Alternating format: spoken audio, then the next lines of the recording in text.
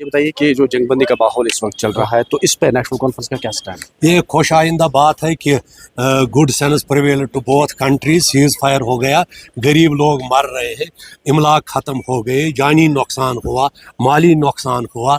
जम्मू कश्मीर सबसे ज़्यादा इससे मुतासर होती है।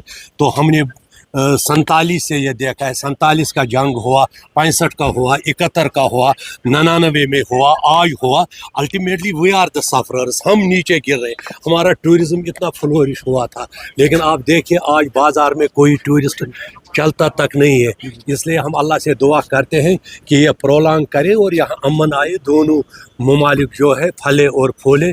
तो हम इसी के मोदी जी ने जबरदस्त तकरीर की इस बार, लेकिन कांग्रेस उसमें कह रहे हैं कि ये जज्बाती तकरीर था, इसमें कुछ खास नहीं था। देखिए, कांग्रेस एक बहुत बड़ी पार्टी है हिंदुस्तान में, बीजेपी उससे भी बड़ी अक्सरियत में है। या कांग्रेस को रिएक्ट करना है तो इसमें हम कुछ नहीं कर सकते हैं। हम यूटी के लेवल पर हमारी जम्मू कश्मीर नेशनल कॉन्फ्रेंस है, तो उनकी पॉलिटिक्स में प्राइम मिनिस्टर साहब ने क्या कहा, अपोजिशन लीडर राहुल गांधी साहब ने क्या कहा, खरगे साहब ने क्या कहा, यह उनका डोमेन है, हमारा नहीं। आपको लगता है कि जो दोनों ममालिक के दरमियान जंग हुई, इसमें किसकी जीत हो सकती है? इसमें किसी की जीत नहीं होती है, जंग में कोई जीतता नहीं है, जंग में हारता है।